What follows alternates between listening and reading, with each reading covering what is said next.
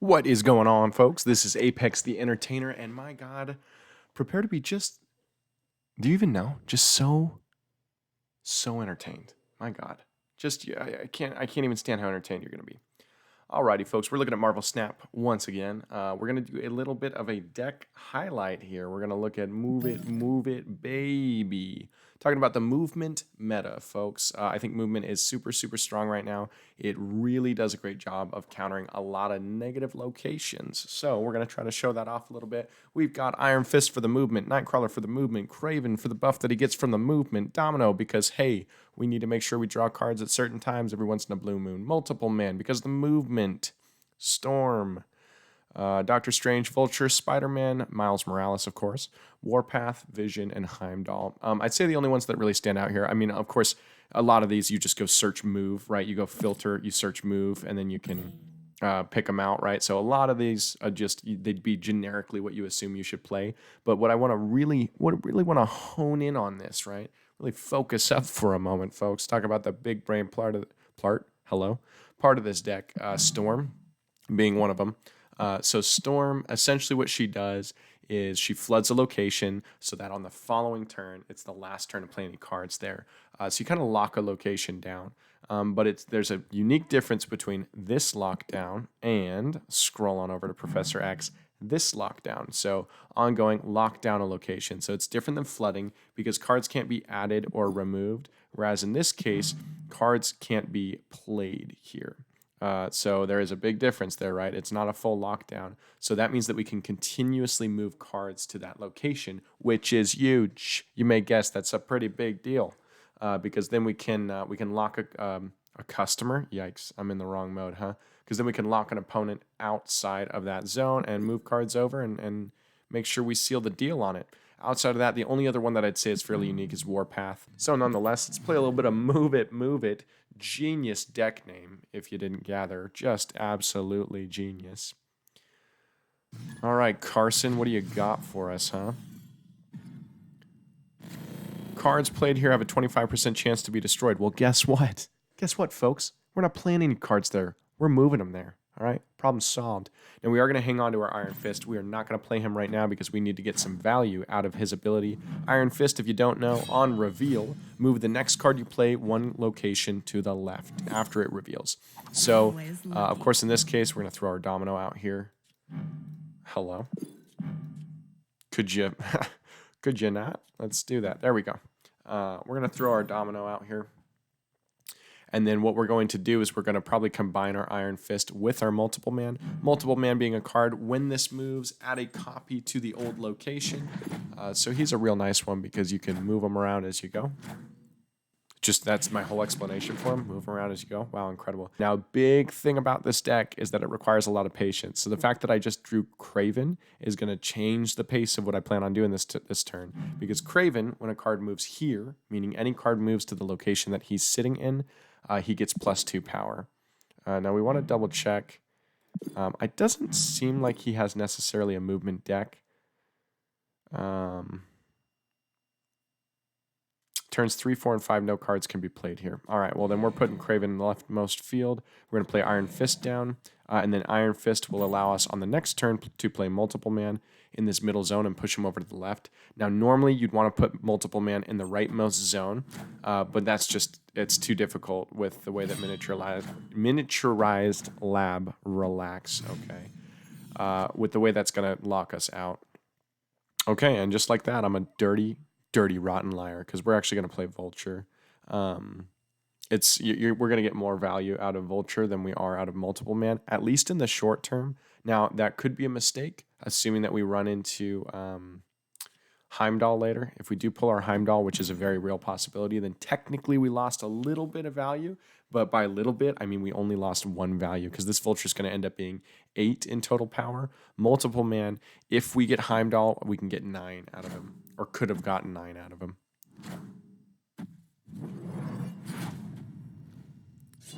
All right, so we'll stack that up so you can see Vulture just got the +5 from being moved, which, by the way, bonkers, absolutely bonkers card. He is so strong. So essentially, every time that he moves, he gains that +5 power. And then, of course, Craven had a card move into his zone, so he got +2 power. All right, now we're going to play Vision. Again, we're going to play him outside of Craven's zone so that we can then move him into Craven's zone. I probably should have mentioned that we got really lucky with Craven not being destroyed. Because if he would have been destroyed, we would have been in a not-so-hot spot. It would have ruined a lot of what we're trying to do here. We're going to move Vision over so that Craven gets those extra points, and then we're going to throw down our Warpath and our Multiple Man. And then we're pretty locked down. I'm going to say that depending on what I see played here, we'll probably end up snapping. Give him a little snap.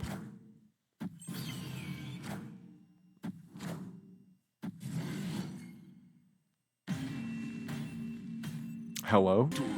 That's the last turn. Dude, what did I tell you guys? If you've seen my other video, which you should have, by the way, if you haven't, okay, chump, hey, look at me. Watch it.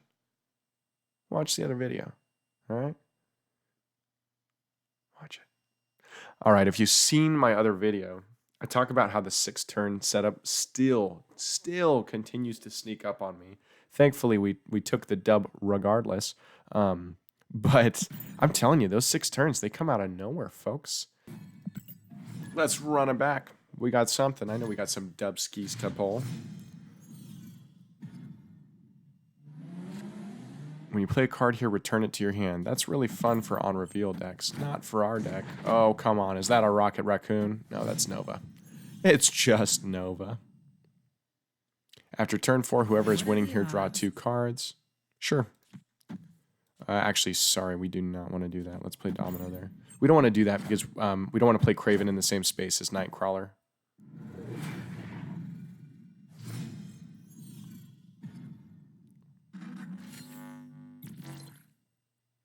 All right, so we're going to throw Craven here. You do not want to move Nightcrawler first before you play Craven, by the way, because Craven will not get the effect of that ability. Okay.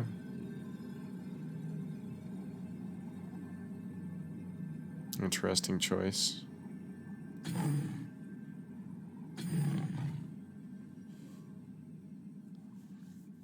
Which zone do we want to lock down? We're going to lock down Asgard. That doesn't really make sense because he's already got 3 cards there. All right, I guess we lock this one down. I'm waiting to move. We're going to kind of hold on to our hand for a second here. Wind, aid my hand.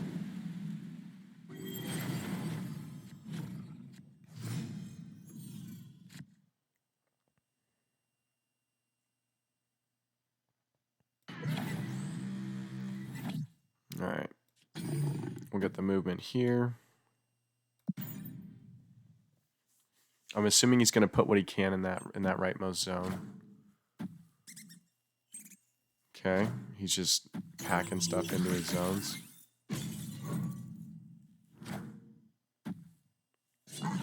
I think that was a weird misplay. Yeah, this guy's completely screwed himself. So again, this is why you don't blow your load early. What do I say? Okay, hold it in, relax, because now he's got his 4th zone filled. He doesn't have a movement build, so he can't get out of there, and he's got a flooded zone. Like, this game's already, I mean, it's already completely over. And he snapped earlier because he just felt like being cocky, I guess. I don't know. But either way, silly thing to do. I mean, shoot. I guess we'll just kind of split up our value. We're winning 1 in each, so. Yeah, I don't know. I'm not worried either way. I guess it doesn't matter what order I play things in. It does matter that that zone is flooded, though, idiot. Okay, so yeah, that's what I meant to do. That was the plan from the start, folks. Relax, okay? Okay, I know what I'm doing. All right, we got the strats, little stratskis. This game's over. We'll take the 8 points, please. Incredible. Yeah, my guy made some pretty major misplays there. Careful about filling those zones out. I'm telling you. Victory. Dubskis. Dubskis. A little bit of lisp in there makes it really hits you in the ear, you know? Dubskis. That wasn't the effect I was going for. 200? What am I? Bill Gates, 200 credits. Relax. All right. Let's see what else we can sneak in here, shall we? Get something else out of this. When you play a card here, shuffle 3 rocks into your deck. Okay. All right. Give me that domino turn 2.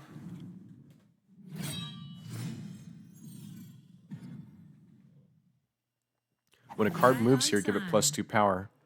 Now we're talking.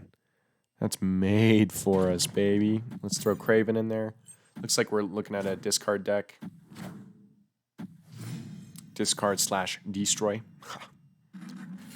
Mojo World. All right, that's fine. We're going to save our Iron Fist Vulture combo. We'll throw Domino here. Okay, I don't know. I mean, so here's the thing. When you play a discard destroy combo, or just destroy in general, you want to stack up what you plan on destroying, right? So, like, it's kind of weird to throw Angel in this spot. I'm tempted to try to lock a zone down, but I don't think that's a benefit to us right now. We really need Storm right on turn 3 to get the best value.